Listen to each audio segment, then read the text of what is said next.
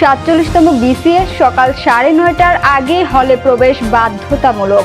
গাজা সিটিতে বহুতল ভবন ধস, ইসরায়েলি হামলায় নিহত 65। দীর্ঘ বিরতির পর দেশে ফিরলেন শাবানা। আসসালামু আলাইকুম, জিবিসি টেলিভিশনে আপনাদেরকে স্বাগতম। আপনাদের সাথে আছি আমি সামিয়া সুলতানা। এতক্ষণ শুনছিলেন সংবাদ শিরোনাম, এবারে বিস্তারিত।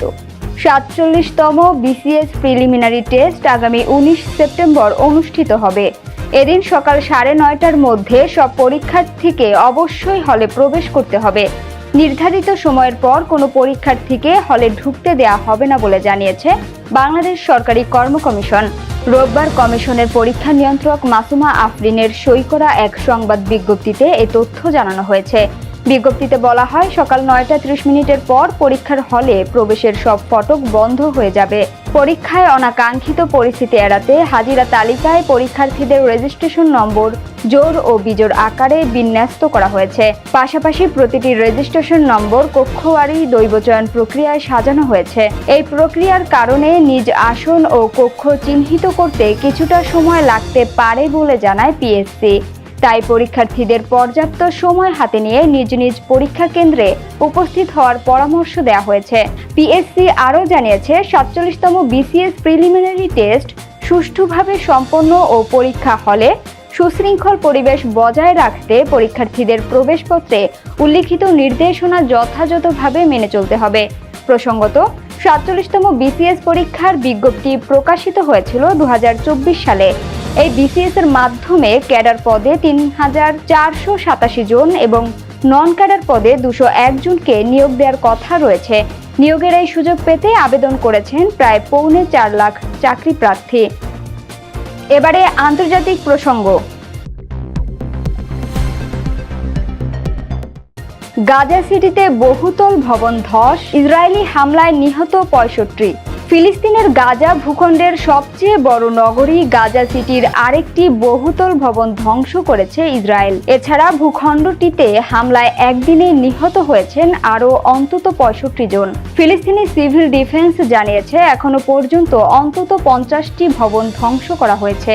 এর ফলে আশ্রয় হারাচ্ছে হাজারো পরিবার। সোমবার এক প্রতিবেদনে এই তথ্য জানিয়েছে সংবাদ মাধ্যম আল জাজিরা। সংবাদ মাধ্যমটি বলছে, গাজা সিটির ধ্বংসযজ্ঞ আরও তীব্র করেছে ইসরায়েল। ফিলিস্তিনি সিভিল ডিফেন্স জানিয়েছে, শহরের আরেকটি বহুতল ভবন গুড়িয়ে দিয়েছে দখলদার বাহিনী। এতে গাজার সবচেয়ে বড় নগর কেন্দ্র দখলের অভিযানে ইসরায়েল এ পর্যন্ত অন্তত 50টি ভবন ধ্বংস করেছে। এদিকে আল রুয়া টাওয়ারে হামলার পাশাপাশি রোববার গাজায় আরও অন্তত 65 জন নিহত হন, যাদের মধ্যে 49 জনই ছিলেন গাজার উত্তরাঞ্চলের বাসিন্দা। ইসরায়েলি সেনারা দাবি করেছে, তারা বাসিন্দাদের সরতে বলার পর ওই ভবনটিতে হামলা চালায়। এতে চারপাশে অস্থায়ী তাঁবুতে আশ্রয় নেওয়া বাস্তুচ্যুত পরিবারগুলো পালিয়ে যায়। ফিলিস্তিনি এনজিও নেটওয়ার্কের প্রধান আমজাদ শাওয়া হামলার সময় ঘটনাস্থলের কাছে ছিলেন। তিনি আল জাজিরাকে বলেন, অবস্থা ভয়ঙ্কর, চারিদিকে আতঙ্ক ছড়িয়ে পড়েছে, শত শত পরিবার আশ্রয় হারিয়েছে। ইসরায়েল এভাবে মানুষকে দক্ষিণে সরাতে চাইছে, অথচ সবাই জানে দক্ষিণেও কোনো নিরাপদ জায়গা নেই। ইসরায়েলি প্রধানমন্ত্রী বেঞ্জামিন নেতানিয়াহু দাবি করেছেন, সেনারা সন্ত্রাসী অবকাঠামো এবং সন্ত্রাসীদের উচ্চ ভবন ধ্বংস করছে। তবে আল রুয়া টাওয়ার ছিল 5 তলা বিশিষ্ট একটি ভবন, যেখানে 24টি অ্যাপার্টমেন্ট, দোকান, একটি ক্লিনিক ও জিম ছিল। এর আগে ইসরায়েল হামলা চালায় আল জাজিরা ক্লাবের এলাকায়, যেখানে তাঁবুতে আশ্রয় নেওয়া পরিবারও ক্ষতিগ্রস্ত হয়। এবারে বিনোদনের সংবাদ। দীর্ঘ বিরতির পর দেশে ফিরলেন শাবানা। চিত্রনায়িকা শাবানা, যাকে বলা হতো ঢালিউডের বিউটি কুইন, দেশ ছেড়ে দীর্ঘদিন ধরেই পরিবার নিয়ে যুক্তরাষ্ট্রে বসবাস নায়িকার। এক সময়ের আইকনিক এই তারকা দীর্ঘ বিরতির পর ফিরে এলেন দেশে। শোনা যায়, কয়েকদিন আগেই তিনি নীরবে ঢাকায় এসেছেন। বর্তমানে তিনি রাজধানীর বাড়িধারা DOHS এর নিজ বাড়িতে উঠেছেন। নিজের মতো করে সময় কাটাচ্ছেন অন্তরালেই। এর আগে সর্বশেষ 2020 সালের জানুয়ারিতে দেশে এসেছিলেন তিনি। তখন জানিয়েছিলেন, সুযোগ হলে আবারও কিছু সিনেমায় কাজ করতে চান। 3 দশকের চলচ্চিত্র ক্যারিয়ারে 299টি চলচ্চিত্রে অভিনয় করেন শাবানা। এর মধ্যে 130টি সিনেমায় তার বিপরীতে ছিলেন আলমগীর। এছাড়াও রাজ্জাক, জসিম, সোহেল রানা, ফারুক সহ বেশ কয়েকজন গুণী অভিনয় শিল্পীদেরও সঙ্গে জুটি বেঁধে উপহার দিয়েছেন অসংখ্য জনপ্রিয় সিনেমা। শিশু শিল্পী হিসেবে অভিনয় শুরু করেছিলেন 60-এর দশকে নতুন সুরে। নায়িকা হিসেবে অভিষেক ঘটে চকরিতে নাদিমের সঙ্গে।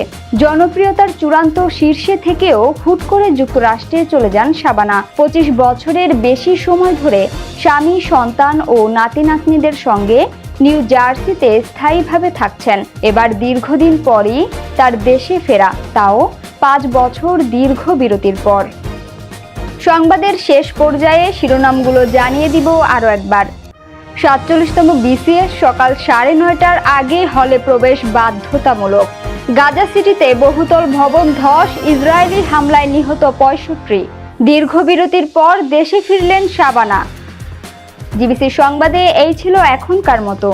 বিশ্বের যে কোনো প্রান্ত থেকে সর্বশেষ খবর জানতে ভিজিট করুন জিবিসি অফিসিয়াল ইউটিউব চ্যানেল ও ফেসবুক পেজ। এতক্ষণ সঙ্গে থাকার জন্য ধন্যবাদ সবাইকে। পরবর্তী সংবাদ দেখার আমন্ত্রণ রইল।